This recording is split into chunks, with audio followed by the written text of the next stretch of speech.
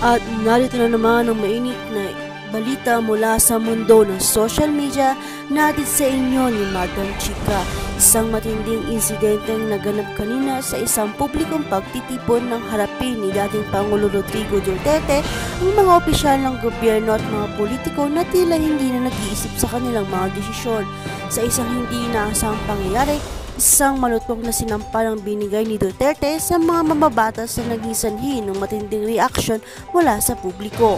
Ayon sa ilang saksi, habang nagsasalita si Duterte sa harap ng opisyal at ilang mga politiko, binanggit niya ang mga kahinaan at kapalpakan ng kasalukuyang administrasyon. Nasaan ang mga utak ninyo? Ang tanong ng dating Pangulo sa mga mambabatas na tila baga hindi na kayang magdesisyon ng tama para sa kapakanan ng bansa. Pinakita niya ang kanyang pagkadismaya sa mga isyu na hindi natutugunan ng maayos ng mga nasa gobyerno.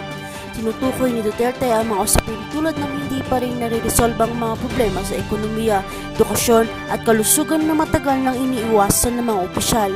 Hindi rin nakaligtas sa kanyang mga puna ang mga ating pampolitika na patuloy na paghihirap sa mga mamamayan. Hindi lang kayo ang naging dahilan ng ating mga problema, kundi pati na rin ng mga maling desisyon na hindi nyo naisip, anya pa. Ngunit hindi lang ito natapos sa mga salita. Isang matinding insidente ang nangyari nang sa gitna ng kanyang talumpati, tila baga sinampal ng dating Pangulo ang isang politiko na naging abala sa ibang bagay habang siya ay nagsasalita. Marami ang nagulat sa pangyayari at mabilis na kumalat sa social media ang video ng insidente. Ang tanong na karami, paano nga ba nakaapekto ang ginawa ng dating Pangulo sa kredibilidad ng mga politiko sa bansa? Samantala, nagbigay ng reaksyon ng ilang mga mambabatas at eksperto tungkol sa insidente. Ayon sa kanila, ang ginawang pagsaboy ng mga salita at ang sinampan na naganap ay isang malupit na paggigiit ng dating Pangulo sa kanyang mga saloobin. Mailan din nagsabi na ito ay isang pasablay sa tamang asal at isang pagpapakita ng kawalan ng respeto sa mga kasamahan ng gobyerno.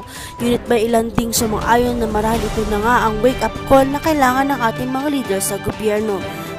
Maging ang mga ordinaryong mamamayan ay nagbigay ng kanilang opinyon tungkol sa insidenteng ito. Maraming nagpapasalamat sa dating Pangulo sa pagiging prangka at hindi natatakot mapahayag sa kanyang saloobin. Bagamat ang mga pangyayari ay nagdulot ng kontrobersya, hindi maikakailan ang pagtutok ng mga isyong pambansa ay nagbigay liwanag sa mga isyong matagal nang binabaliwala. Abangan natin ang mga susunod na development sa isyong ito. At kung bago ka pa lamang sa akin ay huwag kalimutang mag-like, share and subscribe para update ka sa aming bagong balita.